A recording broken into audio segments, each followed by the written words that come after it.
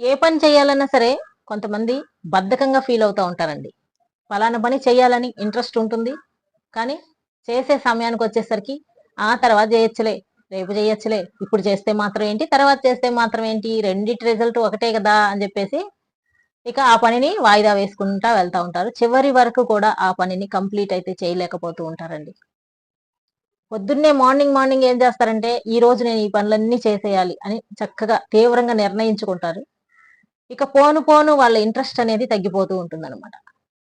కొంతమంది స్నేహితుల వల్ల కూడా ఇటువంటి ఎఫెక్ట్‌లు అనేవి జరుగుతా ఉంటాయి. వాళ్ళేం చేస్తారంటే, మాట్లాడుతున్నప్పుడు పలానా పని నేను చెయ్యాలి అని చెప్పినప్పుడు ఏం చేస్తారు, వెంటనే అది ఇప్పుడే చేయాలా ఏంటి? రేపు చేయకూడదా? ఎల్లుండి చేయకూడదా? అంత అర్జెంట్ ఏముంది? నిదానంగా చెయ్యొచ్చులే అని చెప్పేసి మన ఉత్సాహాన్ని కూడా వెనక్కి లాగేస్తా ఉంటారనమాట. వాళ్ళ మాటలు వినేసి ఈళ్ళేం చేస్తారు, ఈ రోజు చేయాల్సిన పనిని రేపు, రేపు చేయాల్సిన పనిని ఎల్లుండి, ఎల్లుండి చేయాల్సిన పనిని అసలు ఎప్పుడు చేస్తారో కూడా వాళ్ళకే తెలియదనమాట. ఈ విధంగా బద్ధకంతోటి చేయాల్సిన పనులని సమయానికి నెరవేర్చకుండా వాయిదాలు వేసుకుంటూ వెళ్ళి చాలా చాలా సమస్యల్లో అయితే చిక్కుకుంటా ఉంటారు. ముఖ్యంగా మనల్ని చేయవలసిన పనుల్ని చేయకుండా ఆపుతున్న వాళ్ళెవరో గమనించి వాళ్ళకి కాస్త డిస్టెన్స్‌ని మెయింటైన్ చేయటం మంచిదండి.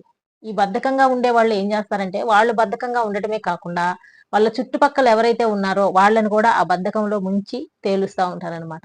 ఇట్లాంటి వాళ్ళతో చేరినప్పుడు హుషారుగా ఉండేవాళ్ళు కూడా బద్ధకానికి లోనైపోయి, ఏ పని కూడా చేయకుండా, చెయ్యగలిగి కూడా చేయకుండా ఉండిపోతూ ఉంటారు. అందుకనే మన స్నేహితుల్లో ఎవరైనా బద్ధకస్తులుంటే ముందు వాళ్ళని దూరం పెట్టినప్పుడే మనము మన పనుల్ని సమయానికి సక్సెస్‌ఫుల్‌గా సాధిస్తూ ఉంటాం.